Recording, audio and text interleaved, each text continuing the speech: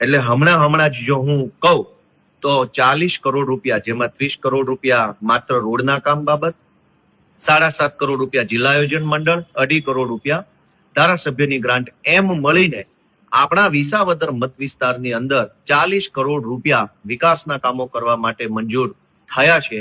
એ બદલ હું જનતાને ખૂબ ખૂબ શુભેચ્છાઓ પાઠવું છું. હવે જે અત્યારે જિલ્લા આયોજન મંડળ તરફથી આપણા મત વિસ્તારના અલગ અલગ ગામોમાં જે કઈ કામો મંજૂર થયા છે એ કામોનું લિસ્ટ મેં મારા ફેસબુક ઉપર મૂક્યું છે. દરેક વ્યક્તિ પોતાના ગામમાં કયું કામ મંજૂર થયું છે એ ચેક કરી લે. અને હવે જે કઈ કામો મંજૂર થયા છે એ કામ કરાવવા માટે તાલુકા પંચાયત અને ગ્રામ પંચાયતનો સંપર્ક કરવો ખૂબ જ જરૂરી છે.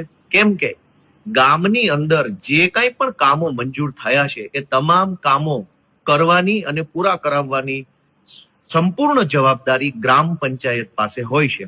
એટલે ગામમાં સીસી રોડ, પેવર બ્લોક, ગટર, શમશાન ફરતે દિવાલ, શમશાનની છાપરી, પૂર સંરક્ષણ દિવાલ, આંગણવાડીની ફરતે દિવાલ, અન્ય કોઈ પણ પ્રકારના કામો મંજૂર થયા હોય તો એ તમામ કામ ચાલુ કરવાની અને પૂરા કરાવવાની જવાબદારી ગ્રામ પંચાયત પાસે હોય છે.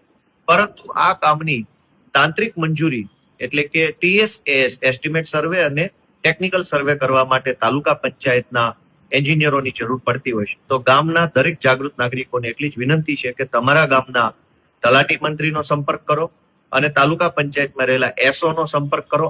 SO આનો સંપર્ક કરવાથી તમારા ગામના કામો ચોમાસા પહેલા ઝડપથી ચાલુ પણ થઈ શકશે